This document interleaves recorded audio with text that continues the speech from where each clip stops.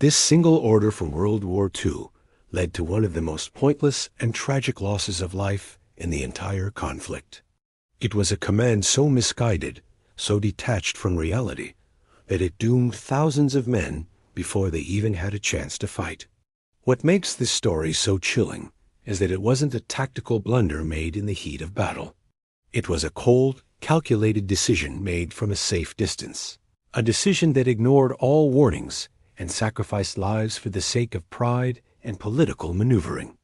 Today, we're uncovering the story of the order that should have been disobeyed, the command that sent an entire army group to its destruction, and the chilling reasons why it was given in the first place.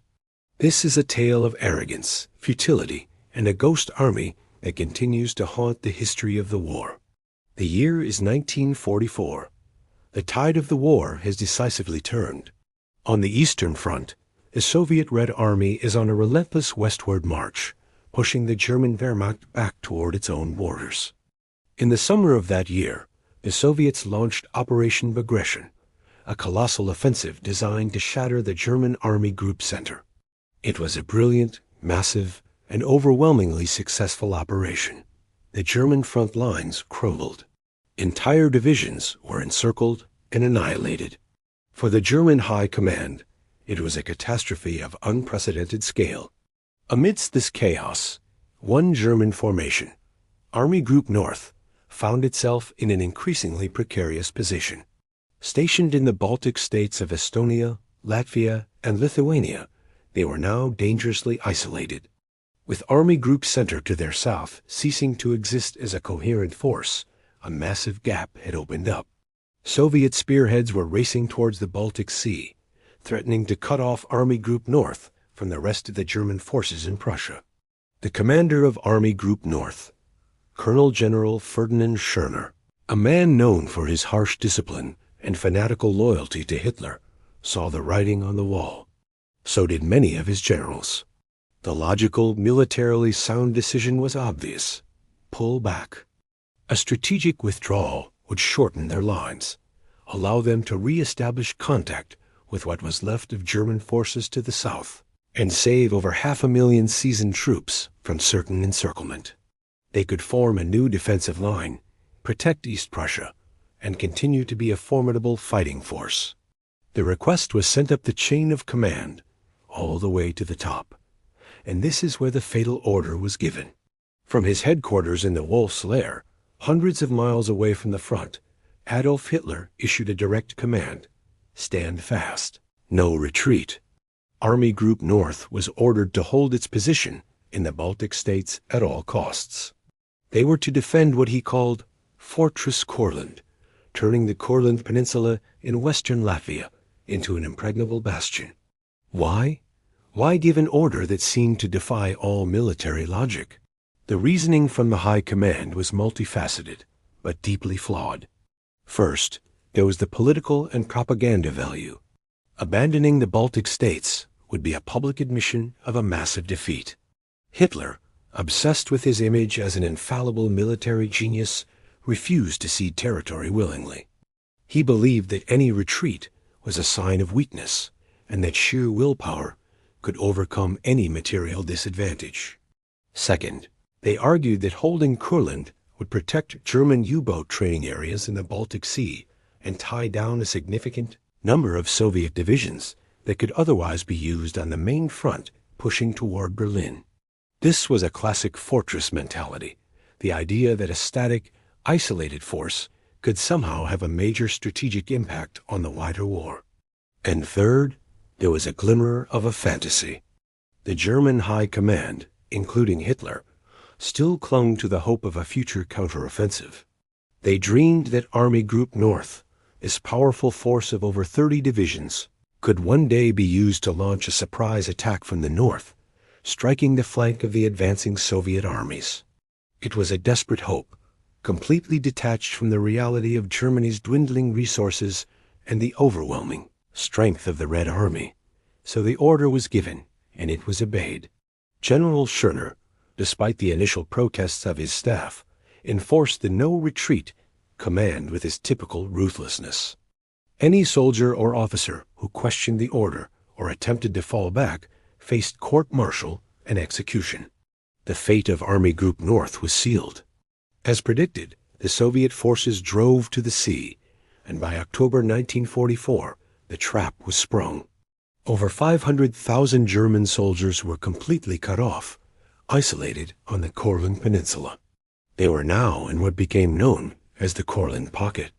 What followed was not a glorious last stand, but a slow, agonizing, and utterly pointless bleed out. For the next 7 months, from October 1944 until the very end of the war in May 1945, the men trapped in the Courland Pocket were subjected to relentless Soviet attacks. The Soviets launched a total of 6 major offensives to try and crush the pocket. Each one was a brutal, bloody affair. The Germans, well entrenched and consisting of veteran units, fought back with desperate ferocity. The fighting was savage, with immense casualties on both sides. The landscape of Courland was turned into a moonscape of craters, trenches, and shattered forests. But while the Soviets could replenish their losses with an almost endless supply of men and material, the Germans in the pocket could not. Their only lifeline was the sea.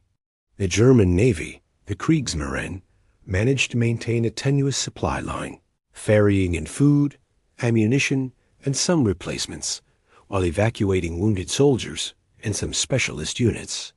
But it was a drop in the ocean. The men in the pocket were constantly short of everything: heavy weapons, tanks, fuel, and medical supplies. They fought with what they had, holding a front line that never wavered significantly. But to what end? This is the core tragedy of the Courland Pocket. While these 500,000 men were fighting and dying in a strategic backwater, the main war was raging towards its conclusion. In early 1945, the Soviets launched their final offensive across the Vistula and Oder rivers, driving straight for Berlin. The German armies defending the homeland were a shadow of their former selves, cobbled together from old men, young boys, and shattered remnants of other units. Imagine the difference it would have made if the 30-plus divisions of Army Group North had been allowed to withdraw in the summer of 1944. These battle-hardened, well-equipped troops could have significantly bolstered the defense of East Prussia and the approaches to Berlin. They might not have changed the ultimate outcome of the war, but they could have prolonged it, inflicted far heavier casualties on the Soviets, and perhaps allowed more German civilians to escape the advancing Red Army. Instead, they were left to wither on the vine in Latvia. The Soviet argument that the pocket tied down their forces is also debatable. While dozens of Soviet divisions were indeed committed to containing and attacking the pocket, many historians argue that the Soviets, aware of the pocket's isolation, used primarily second-rate or recovering divisions for the task. Their best formations were largely free to participate in the main push on Germany. In essence, the Germans sacrificed their best remaining army group to tie down a secondary Soviet force. It was a catastrophic strategic trade. The war in Europe ended on May 8, 1945. For most soldiers, the fighting was over, but not for the men in Courland. News of the surrender trickled into the pocket, and an eerie silence fell over the front. For months, they had fought for a cause that was already lost, holding a piece of land that had no value, all because of an order born of delusion and pride. Finally, between May 8th and May 12th, the German forces in the Courland Pocket formally surrendered. Nearly 200,000 German soldiers laid down their arms and marched into Soviet captivity. For most of them, the ordeal was just beginning. They were sent to the gulags, the vast network of Soviet labor camps. Few would survive the brutal conditions, and those who did would not see their homes again for a decade or more. The Courland Pocket stands as a monument to futile sacrifice. It's a textbook example of how a single terrible decision from the highest level of command can lead to a pointless disaster. The stand-fast order was not a tactical mistake. It was a strategic crime.